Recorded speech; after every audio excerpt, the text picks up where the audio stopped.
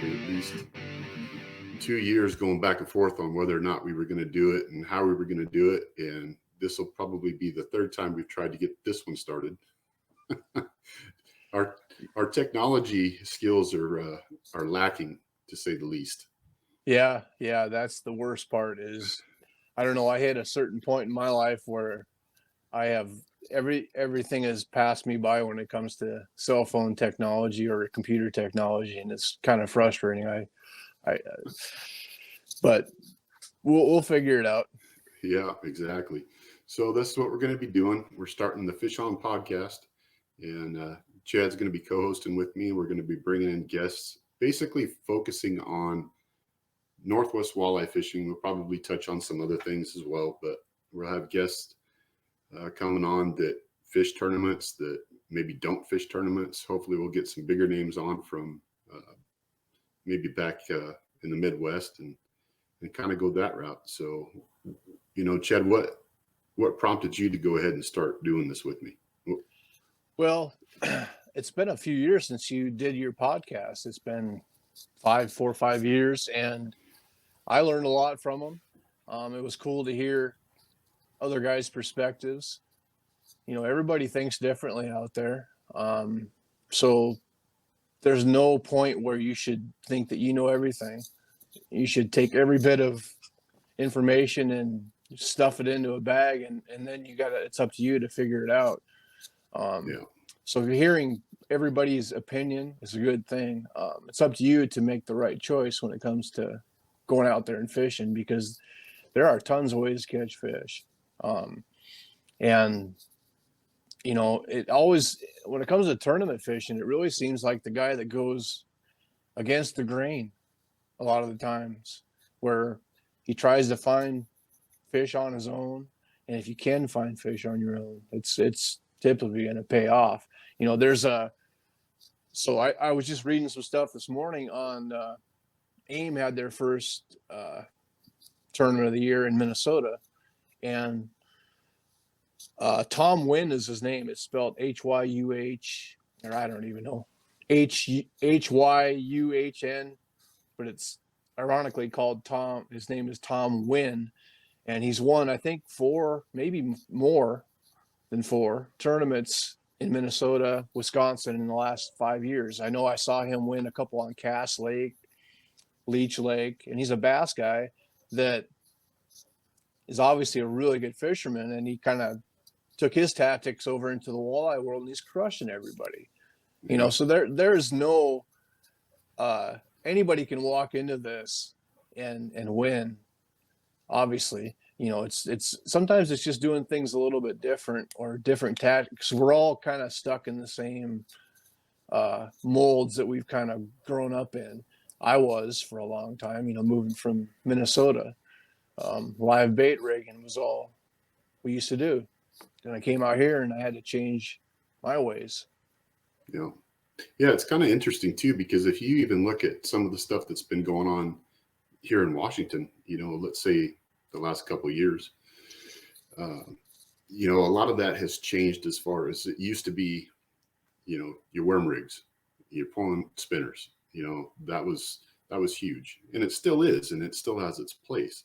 But when you look at some of the top names that are doing well in the tournaments, it's more of a bass tactic. They're throwing, paddle tails up in the weeds. And that's something that I think is catching on a lot more around here. You did that last year in Moses Lake. Yeah. That's something that I think a lot of people, let's say older school walleye fishermen, I'll even take my dad as an example. It was just troll worm rigs. That's all we did. And, it took him a long time to put a jig in his hand and learn how to use it. And once we started doing that, then you kind of start to evolve. And now you're running crankbaits. Now you're running, other things that have their implications. It's just kind of finding out where that's going to work, how that's going to work. Yeah, exactly. And it can work on every body of water. I mean, I've been surprised at tactics that worked here. And, so I'm going back to South Dakota. I've never fished there. And everything I know is in the game plan right now. I have no clue what's going to work. but I will bring everything with me to try to figure figure that out. Right. Because maybe something that we do out here that's a little bit different, that maybe a couple guys know how to do it or do it out there. But I learned I learned a tactic that I kind of use, but not exactly the way I use it at the last tournament in Umatilla. And I went out to my place, which I kind of practice. I live on Rufus Woods, and that's kind of my practice ground. And tried this little bit different tactic to another swim bait tactic that I've been doing, and was blown away that how well it worked. Just little changes, you know, that definitely made a difference. And hey, who knows? I can go to South Dakota and convert that into a good weekend or a good couple days. It's just something these fish haven't seen, Right. that might change the attitude, because there is no perfect way to fish for walleye. You got to have No. an arsenal, and sometimes it's pulling a slow death and a bare hook. Sometimes it's throwing a very noisy rattle trap. I mean, there's so many different ways to catch them, and that's where it really comes down to you figuring it out. Because, and I stand by my, you know, it's always somebody that usually figures something out different, that, there's not 3/4 of the field doing the same thing. It's usually that 25% that, why are they fishing out in 3 feet of water? Why are they out in sometimes a little bit deeper water and heavy current? Like, why are they out there? Well, because they figured something out Friday or Thursday, and they're going to live or die by it. I've had that happen where I figured something out the day before the tournament, and it won us the tournament. So you got to try everything. Yeah, exactly. And that's where the practice comes in. Spending time on the water, understanding what you're looking at. I guess before we get into a lot of that, let's kind of back up a little bit. And so you've been fishing the circuit here in Washington for a while. I've been fishing it since '95. That's a pretty good span as far as seeing what's been done, how things work. What was your main focus as far as getting into this circuit, and as far as the development that you've seen as far as the circuit's gone? Yeah, I moved out here. So I'm originally from North Dakota, Devil's Lake actually, but we left the farm when I was about 15, and actually moved out here for a couple of years. Had no clue there were walleye fishing, then found myself back in Minnesota / North Dakota working a lot. And I've always been in the mechanical world, heating and cooling. So I came out here many times to go fishing on the river. And I never fished like the Tri-Cities, but I always came to Banks Lake. I was friends with Gordon Steinmetz, who passed away now. It's almost 10 years. And Gordon kind of let me stay at his place when I would go out fishing late. I've always been I was a night fisherman, not anymore. I went through a phase where I would, on a work night, fish till midnight for constantly. And honestly, I learned how to fish at night. Got my confidence up, and it did traverse into the daytime world. But some of the nighttime tactics definitely don't work, daytime, but it gave me the confidence to try certain things. And I just came out here one year. I think I had a month off. I was actually working. I was roughnecking, believe it or not, out in North Dakota. I was a chain hand on a drilling rig, and it's horrible work. It's super dangerous work. And when an opportunity out here came, I jumped on it, and it was in Okanagan, which is where I still am now. I think it's about 9 years later. I had an opportunity to work up here. Never had been here, but I knew Rufus Woods and Banks Lake, and I'm like, this is kind of where I want to be. And since then, I've bought a property, a little chunk of land, and I built out there. And I started fishing at night a lot, learning how to fish current because I had never fished current like we have out here. And I got my butt kicked quite a bit in current, and I still do. I mean, it's a little bit different. You have to learn some different tactics and positioning, and it's a new ball game. But now I'm pretty comfortable with it. And I think it was about 3 years before I entered a tournament out here. And it was probably Banks Lake was probably my first one. And we did good, first couple tournaments that I fished out here. And I think Terry Connolly and I, the first tournament we won was up in Kettle Falls. And we'd never even been there before. And of course, Kettle Falls is a small fish tournament. But if you find a big fish, you can win it. And we found on day 2 a 30, I don't even remember now. It was like around a 32-inch fish at Kettle. And I was pulling big crankbaits suspended, something I do at night a lot. And it won us that tournament. So in a way, my nighttime fishing did give me the confidence to try weird stuff in a tournament. Like you normally wouldn't pull a crankbait in 70 feet of water, 10, 20 feet down. Right. But Kettle Falls is weird. If you can figure out them big fish and you can catch a couple of them each day, you're going to win that tournament. And it's happened quite a few times where somebody has just ran into one big fish or two big fish. And man, that was a huge confidence boost when we won that tournament,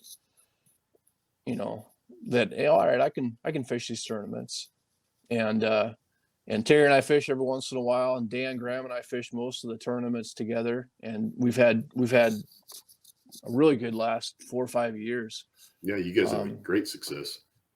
But there's a lot of guys that have been kicking butt. Oh yeah. So it's readers that Jordan and his dad have been crushing. There's some guys that just don't have the time to fish the tournaments. That if they did, like Brian Coe and Jeb Race, they live up in Kettle Falls. If those guys fished every tournament, I'd say they're the best out here. They're younger than I am, I think. Energetic, they're physically fit, like they can cast all day, and those type of power fishermen are the guys that you need to worry about. When you see a guy that's working a shoreline looking like he's bass fishing and you're in a walleye tournament, you should probably pay attention to those guys. Yeah, for sure.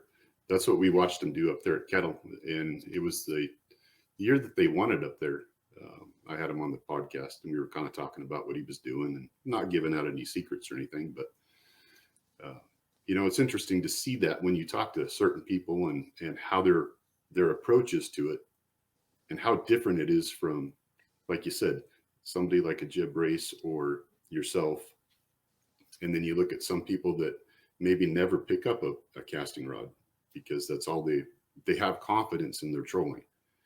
And, sometimes they do great at it, and I know that a lot of times you can say, well, it has to do with finding the fish to practice, knowing what you're looking at. But there's a big portion of it that also boils down to luck too. You luck into the right fish, and I know that you can say that, well, you're getting everything set up as far as practice goes is part of that luck because you kind of know where to look and you luck into finding them. But, there's a lot of that can be broken down that's even further. Look at you guys when you won Umatilla. You were telling me that you guys were struggling. You had that first good day, but you were struggling, right? And then you came back and, kind of tell that story. Yeah, last year, Umatilla, and Dan and I, it's almost laughable when we pre-fish because we typically will catch one fish in a pre-fish day. And that's it. And we've done really good in tournaments where we've caught one fish. But when you catch one fish and it's like 14 pounds and better to get the heck out of there. Like, so not this year, but 2021 got one big fish. And it was pretty quick. And we're like, all right, let's get out of here. let's try this tactic in other sections of the river. And it did work in other sections of the river. And like I was casting swim bait and Dan was pulling a crankbait. So at the same time, and it worked. And but the weird thing about that tournament last year is we didn't talk about a game plan. We had two different areas that were working, actually three. And as we were heading out, Dan looked at me, where are we going? I'm like, now let's go over here. And honestly, the reason we did it is because we were like one of the first boats out. We wanted to hide our good spot. So we pull into our backup spot and just crushed them. So that's luck, right? I mean, yeah, that was our secondary spot, and that's where the luck factor can play in, you know. So yeah, last year we caught the right fish. We just got the right slot fish and a couple nice 8-9 pound fish, and we came back to reality this year and finished mid pack. So Jordan Reeder and his dad crushed everybody with 72 pounds. Yeah. It's amazing how it can humble you, huh? Oh yeah, but I've been through that many times. You know, the first big tournament I ever fished was 102 boats, and I was in my little 50 horse on Devil's Lake, and I hadn't fished Devil's Lake for like 15 years. This is before I moved out here, and I led it on day one, and we zeroed on day two. So I've been humbled.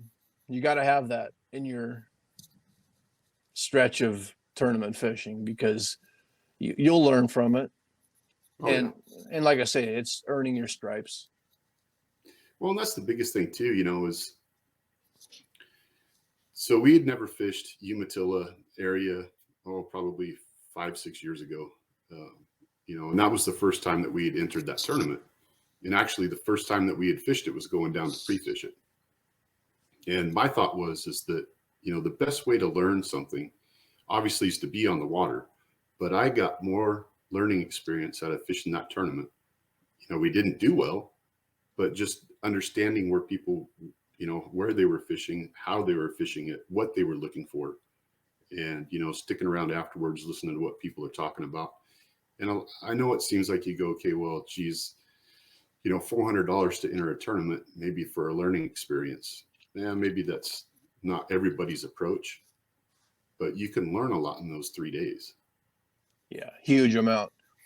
And while you're learning, I'll say this, you know, try to not, like, if you're going to enter a tournament and you see 5 of the teams that you knew where they were fishing on day one that crushed them, yeah, it's your right to go fish where they were on day two. But man, it's wrong. Don't do it. If you want to do it properly, learn from them and come back next weekend or the next day. But that's one thing that drives me nuts is guys that aren't in the, like, say you finished, you know, in the bottom of the pack. You should not be fishing and people are going to disagree with me, and I don't care on that. You should not be fishing where the guys that have a chance to win the tournament are fishing. You know, if you want to stand back and learn from them and see what they're doing, that's totally different. And the next year it's open game, but drives me nuts. It's happened to me, and you know, it'll happen again. But it's the wrong way to go about it. But the right way to go about it, in my opinion, is just to watch and learn. And like I say, come back if you can the next day or even the next weekend and learn from what they did. But don't screw up somebody's hard-earned game plan. That drives me nuts. Right. There's a couple things I will say about that. If it's somebody and they don't know who everybody is, right? Let's say they didn't know that you were the one that was doing well. I don't know. It's one of those things that's a touchy subject. I know where you're coming from, but I think to give the benefit of the doubt to some people where they wouldn't know maybe it's who it was, you know, that could be an issue. Right. You know, it's going to take time to know it takes time to know what boat's what and who's who. Right. Yeah, exactly. But I totally get what you're saying. I mean, if I know that you're in a spot and you're doing well, you've got a chance to win it. I'm certainly not going to come in on day 2 and say, okay, Chad, I'm taking your spot, you know. Right. But Right. I think there's a big enough group within that circuit that knows kind of who everybody is, and I would hope that everybody would pass that on for everybody else. Right. And you can always, and like, let's just, for the last tournament, like there was another guy that did real good in the tournament that towards the end of the day I was pulling cranks and I saw them spot lock casting, and I just asked, hey, is it all right if I go around you? Because I felt like if I didn't say something, it was wrong. If he would have said no, because we're going to cast out that way too, then I would have, all right, cool, I'll back up further, But most of the guys, if you're courteous about it, that goes a long ways. Like if somebody made the effort to ask me, hey, is it all right if I go around you? I would have no problem with it. But if they just head down, pay, no attention that I'm even there, Right. that's different.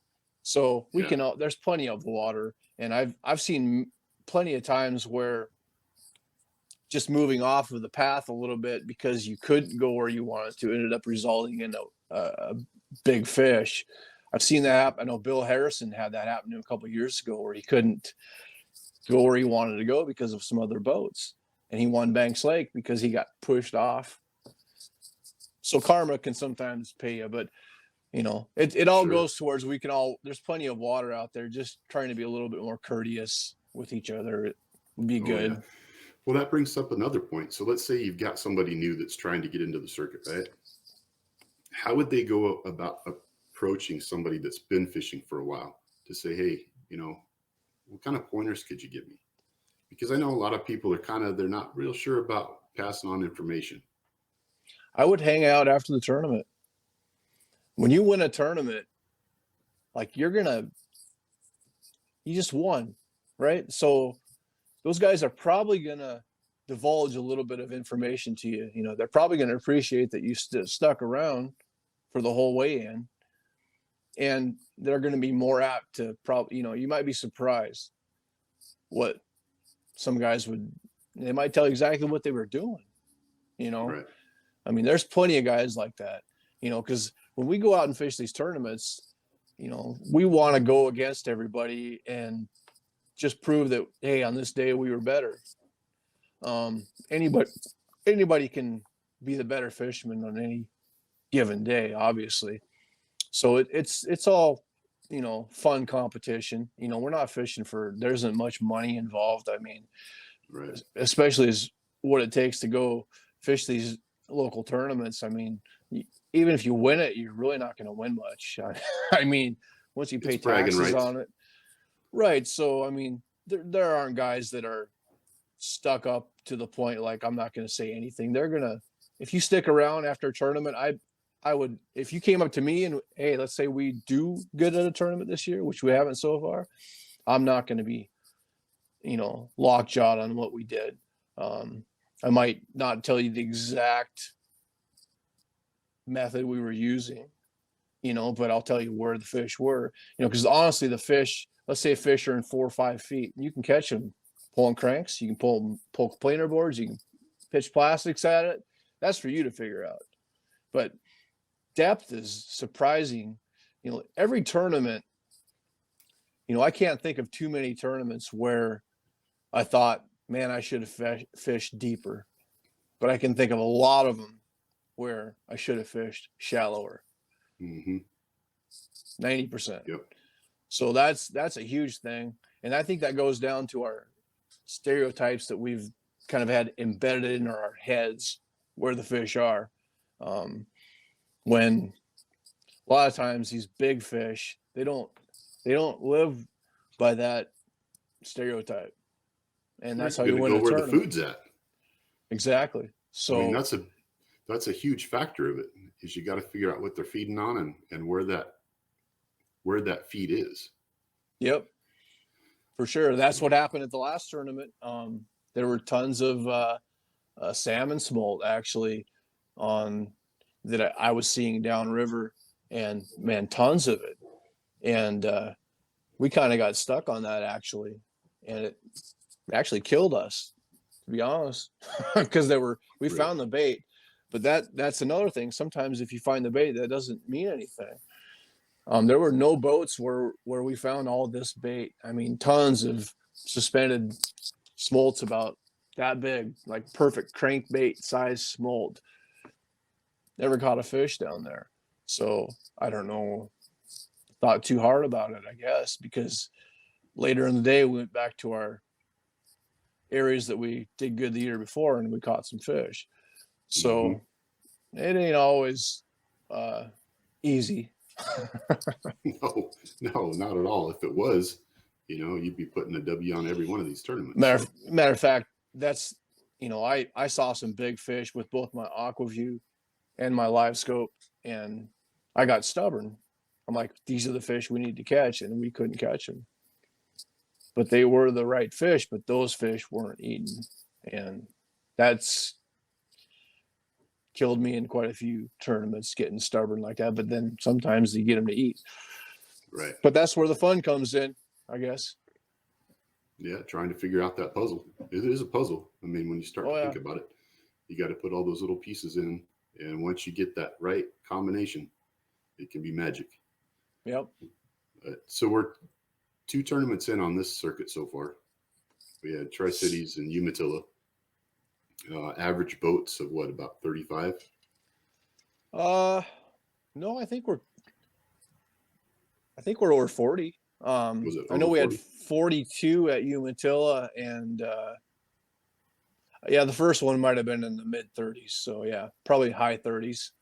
But Yeah. for some reason, the Tri-Cities tournament doesn't, and it blows my mind. That's the best water out here, but Yeah. it's usually cold and tough bite, But But man, it's some big weights though. yeah, Big yeah. weights. There were some 40-pound bags with a 24-inch, 2 fish over 24, and there were at least one from Jacob Woods had a 40-pound bag, and that's 2 12, 13-pounders, and then perfect 5-pound slot fish. Yeah. So, Yeah, exactly. but if you want to learn how to fish that area, man, that's the time to do it. Watch what those guys are doing, because they're going to be doing things totally different than a guy that's just pulling a bottom bouncer out in deep water, catching eaters for the most part. Mm-hmm. They're fishing aggressively, and they're looking for 2 good bites, and then they're going to go look for slot fish. But yeah, Yeah, 2 tournaments, two tournaments down, 2 river tournaments, and the next one is Moses Lake. I think it's the you're first not of the going to be month. there. I am going to be there You are going to make it. for one for one of the days. Yeah, Dan's going to fish it solo. He said he'll put us in first place on the first There day, you and then I'll come there and screw everything up. But Yeah, yeah, because where are you headed to? I'm leaving for South Dakota Friday, or I'm actually going to go to North Dakota. My mom lives in Rugby, so I'm going to go stay there for 4 or 5 days until like Wednesday or Tuesday night. They're getting a heck of a storm right now. Matter of fact, she had no snow on her lawn Monday, and now her door knob had, when she opened her door, it was all the way up to the doorknob. Jeez. So yeah, they're getting nailed right now. So that's going to be weird. It's supposed to be 10 degrees on Sunday night when I pull into Rugby there, and then I'll stay there till probably Tuesday or Wednesday, head down to Chamberlain. So that's the second National Walleye Tour event of the year. The first one was Detroit River. Tough bite. And I'm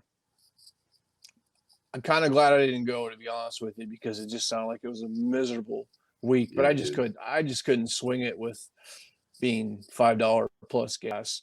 Living in Washington State, so I'm just going to fish the one NWT. I fished in the past. This is the 3rd one I fished. I fished the Kakawea a couple years ago. Did good there. and Devil's Lake a couple years ago, did good there. Well, did really good pre-fish and did not do that good in the tournament. But matter of fact, Dylan Nussbaum, he won that tournament. I think it was his first ever tournament on the NWT. And I remember, and so this is a Casking logo. So I'm with Team Casking. So Dylan is on Team Casking, and I'll never forget this. I'm like, both days I saw this kid sitting on a boat looking so happy. He was probably 19. Mm-hmm. And I'm like, who's this kid? You know, it looked like he'd been in for 2-3 hours. He was relaxing, and he ended up winning the tournament. And man, I was so close to the fish that he caught. But weather can really mess up your game plan the day before. That's all I'll say about that. But props to him. He crushed everybody, and he's been doing good in a lot of tournaments. Yeah, he has. He really has. He'll be out there, I'm sure, in Chamberlain. I'm just going to try to hope to cash a check to ease the pain of the drive there and back. Of course, I always hope that I can find the right fish and have a chance at winning, but I've got about 7-8 days to figure it out. So, and knowing myself, I'll be out there from sun up to sundown every day. So if I can't figure it out, it's my fault. You know, plenty of time to try, but it's going to be a good vacation. I'm ready for it. Yeah. Well, the cool thing is that you're not, I mean, you're fishing on the pro side, so you're not on the amateur side. So you're going to be leading the way as far as, how things go. Yeah, I like the pressure. I've always enjoyed that. Whether it turns out good or not, I think I'm one of those that enjoys that and usually does better when it's all on my shoulders, but I've made plenty of bad decisions too in tournaments. So, but I like to think that I'm at my best when I'm kind of by myself and just focusing. And so I'll be running that whole stretch of river. I think we can run, there's about 70 miles of river on the Missouri River that you can run. And unfortunately, I just bought a new boat this year that holds 65 gallons. Right. Ooh. So hopefully you can find them close. Yeah, the problem is I probably won't. I'll probably find them far away. Right. But you never know. But I'm prepared for either tactic. If I find them close, that's great. If I find them far, which I would actually prefer, because it is nice to get away from the masses. Sure. But we'll find out in about 3 weeks when I come back. Yeah. Well, and that kind of goes back to the whole thing you were talking about as far as decision making. That's a big factor as far as, and it doesn't matter whether you're tournament fishing or you're just out for the weekend or whatever. Just the decisions you make on where, what, when, why, and how. Yep. We've all been there as far as making bad decisions on whether to leave a spot or to stay, or but that's one of the biggest plays as far as how your fishing success is going to go, is those decisions. Yeah, going with your gut instinct is almost always the way you should go. I can't think of any time where I've been like meandering around in a spot where I know I should leave, but sometimes you just can't pull the trigger and leave. And I think the best guys, like one of my co-anglers, the first tournament I fished, my co-angler told me that he fished with Corey Springle, and like that he was the most. And Corey Springle was, in our world, he's the I'd say he's the top dog. I mean, there's probably 5 of them that you could put in that group, but Corey Springle he's one of the top dogs that can win at any tournament. And he said that he was the most detailed and efficient, always looking at his watch or maybe his graph on the time, because he had a game plan on how much time he should spend here or there, and he probably sticks to it. Sometimes your head can get in the way. I know it does in many times. So, those guys are really good at it for a reason, because they are detailed in their work and they're efficient, like John Hoyer. Springle, all those next bite guys, like, they're, we should all be learning from them, because they fish these tournaments, right? And it doesn't mean they're going to win every one, but they're always going to be popping up and winning one occasionally. And that's, what everybody that, when you fish these tournaments, I mean, I just wanted to win one tournament. And then once you win one, the pressure's off, and then it might get a little bit easier. But, it's almost, I'll say this, if you haven't won one, consider yourself somewhat lucky, because, man, when you get that first win, it's going to feel so good. You're going to go through a lot of heartbreaks fishing these tournaments. Well, not everybody. Some guys can walk right in and win one, but for the most part, you're going to have a lot of gut punches, but you'll eventually get it figured out. And that's the best part about fishing the tournaments, is you're going to get better.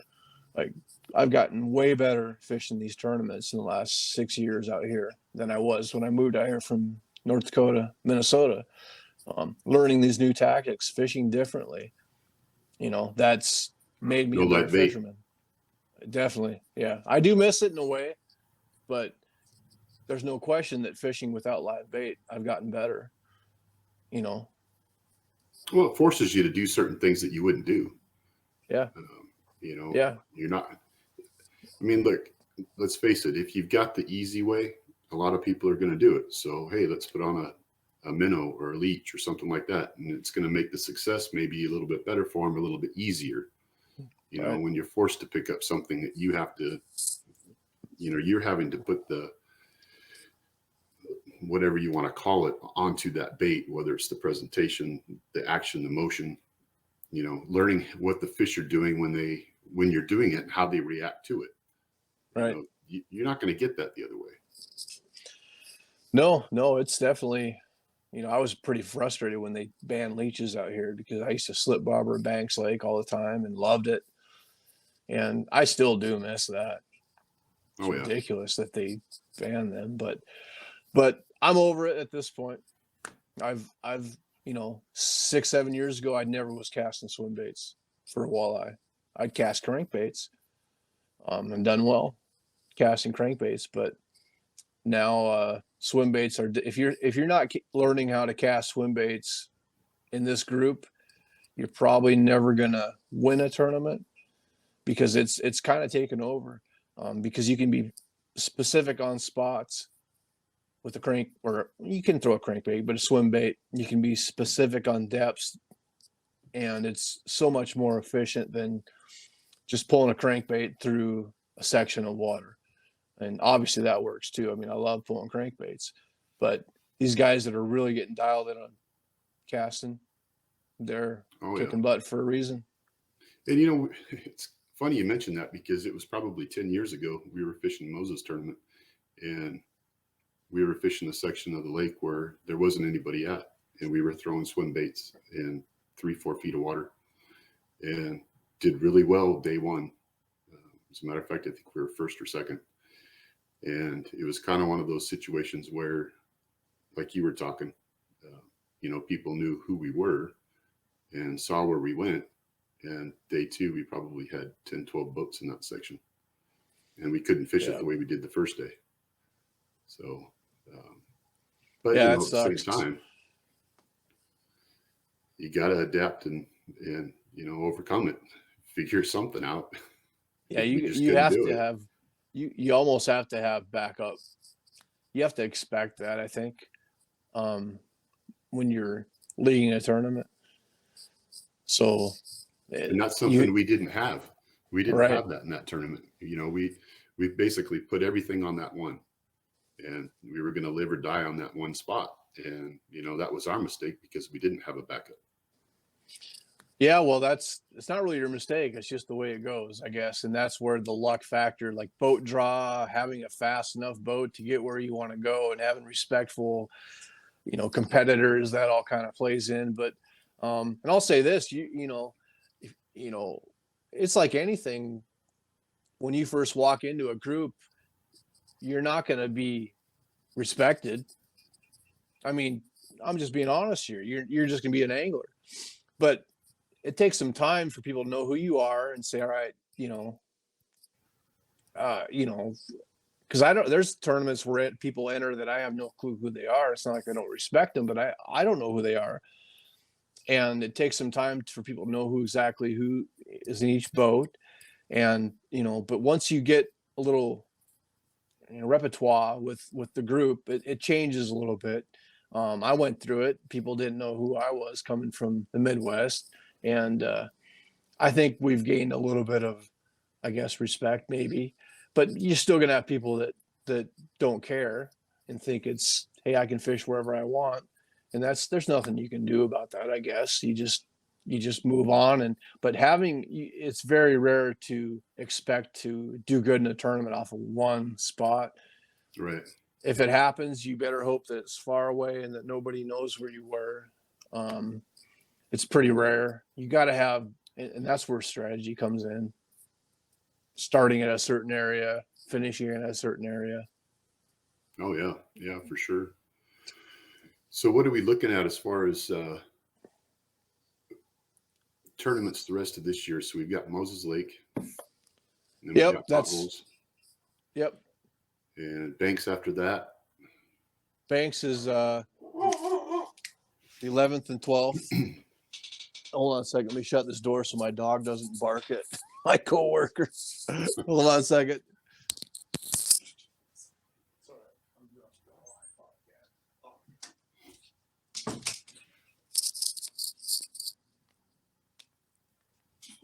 My alarm clock's going off. I'm still at work. So yeah, Moses Lake is April 1st, April 30th, May 1st. Potholes into May. Banks Lake is mid-June this year. Kettle Falls, and then Boardman. Yeah. So they flip-flop Moses and Banks. Yep. What do you think? I wouldn't know. The only time I ever fish Potholes or Moses is when the tournament's happening. So, man, I hope there's less bugs at Potholes and it's cooler at Moses. That would be good. Well, it's going to be cooler at Moses, but I don't think you're going to get less bugs. Great. If anything, it's going to be worse. The warmer it gets, the worse it gets. So. Yeah, well, Potholes has always been our toughest tournament I like fishing it, but man, we don't do good there. Yeah, hopefully the lake level is going to be up. I don't know. I haven't looked recently. Just from information that I've got, it doesn't seem like it's going to be where it usually is. It's going to be kind of like last. So we'll have to see how that goes. It plays a big factor on the lake levels as far as where the fish are sitting. Another thing for this year on Moses is the fact that the water is going to be running. Usually it's shut off by the time the tournament comes on. So, all right. That's going to be a factor in that one. Well, that's completely up to Dan, my partner, to figure out because I will be in South Dakota. So, right. Hopefully he's been busy at work, but hopefully he can get out there for a couple of days and try to. He actually knows Moses Lake pretty good, but until last year, last year we got on that swim bait bite and it's fun. And if you can get onto it, but it seemed to be one of those bites where don't expect to get a lot of bites, but if you can get the right bite, get some bites, they're going to be nice 20, 21 in, or you never know. There are some big fish in Moses Lake. Oh yeah. Yeah. There's no doubt about that. Like you said, it's going to be different because even within a month's time, the weed growth in that lake can be, it'll just really be kind of topping out about the time we fish it normally. You're getting weed growth that's almost to the surface of the water, where a month sooner, it's going to be a little bit different. So you think it'll be better, like weights wise? No, I don't know that it's going to be better, but I think the strategy as far as fishing, it's going to be a little different, because back up north, once that water reaches a certain temperature, early part of June, those weeds just, they grow like crazy. Well, if so you it's go over there, unfishable. Yeah, well, not necessarily infishable, but you know, like you guys did, you know, you found spots in there, pockets in the weeds where the fish are holding, but those weeds won't be that tall this time. You know, they're not going to be up close to the surface. You know, they're just going to be, you know, a couple feet down. Doesn't mean it's not going to hold fish, Right. but you know, it's just I'm looking forward to it because it's something different. Yeah. You know, Banks you Lake's can't. going to be a little bit different time of the year too. It's usually Yeah, mid-May. It's going to be mid-June this year. Um, you know, Probably make it a better bite, but man, we've had some really good mid-May bites too. So oh it's yeah, all relative, that I don't fish Banks now that I live out here. It's weird. I don't hardly ever fish it anymore, but man, Banks Lake has some huge fish. We had a we had a 1-day tournament last July, and of course the day before the tournament, I got a 33 and a half out there. So there are some huge fish out in Banks Lake.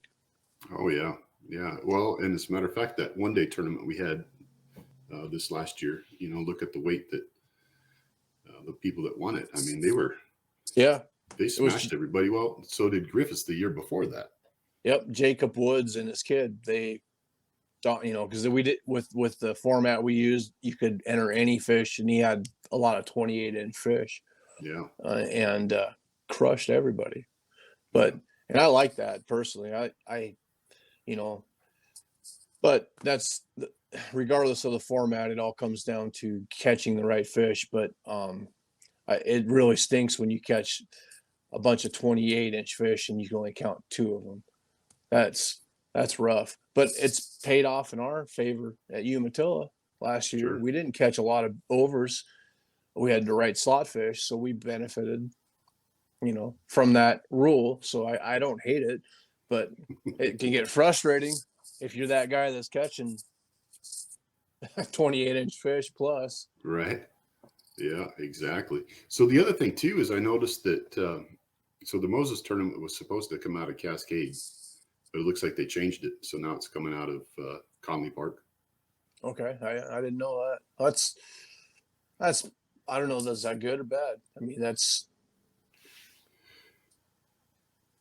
You know, to me, it doesn't really necessarily matter. I think getting in and out of the launch and be able to weigh your fish, I think it's a little bit easier in Conley Park because there's a lot more right. room for boats. I'll say You know, this: you're not don't just I'll say this: don't pre-fish at Connolly Park after dark, and then come in and notice that you're locked in. That happened to me right. last year. Yeah, I ended yeah. up sleeping in Connolly Park because I got locked in there last year. Did you really? You didn't Yeah, call somebody? Hey, come let me out. I tried, but no, I've done a lot of stupid stuff like that. At least you were there early for the next morning. I should read signs more often. No, I went back out fishing. Yeah, did you?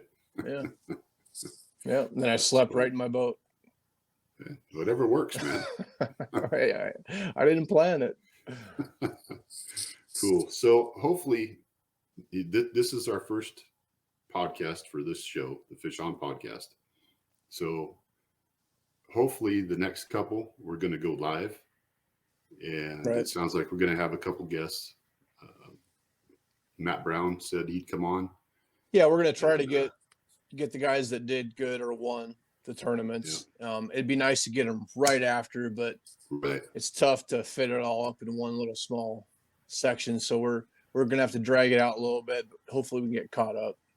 yeah, exactly. And then Jordan Reeders sounds like he'll join us. Yep. You know, it's kind of one of those things you asked me, well, why'd you stop doing it? And it was one of those things where, you know, you have to tie so many different things together, you know, whether you got people coming on that you want to talk to and just being able to get everything tied in so that, you know, it works out for everybody's schedule. Sometimes it's difficult, you know, as you and I can attest. I mean, we've been trying to get this thing going for what, 3 weeks, a Yep. month, Yep. Yep. We tried once and we failed did miserably. exactly well. The actual process went good, but the Yeah. technology side did Yeah. It not. was So terrible. hopefully this one did. Yeah, exactly. So obviously with you being gone, it's going to be a couple weeks before we do another one, but hopefully maybe that week after the Moses tournament, Yeah. it'll be Yep. our first go around. So we'll Yep. get somebody on and go live and I'm going to go ahead and get this posted. We'll get it on there so that everybody knows what's going on, and we're shooting for Wednesdays. And I don't know, we'll get a time set and we'll put it on the Facebook page and whatnot. So you can have comments on there and all that good stuff. If anybody has a question they want to ask, they can ask a question and go that route. Yeah, we just want to get more people involved out here. Walleye fishing is definitely blooming, and obviously you don't need to fish tournaments to, learn how to fish walleyes. But if you want to have that competition, there's no reason you can't jump in to this group and do well. You're going to get better jumping in with these guys, and you're at first you're probably not you're gonna burn a few $100 bills, but you're gonna learn and get better at it, and you're probably gonna eventually win a tournament, and then you can talk to us and tell us how you did it. Yeah, well, I haven't won yet, so Well, there you go. I'm still waiting for that first one. Well, maybe you might be interviewing yourself here in a couple of weeks. That'd be nice. All right, cool, Chad. Well, I appreciate it, man. Look forward to talking to you again soon. Good luck. All right, thanks. We'll see you. Kick ass over there. We'll try.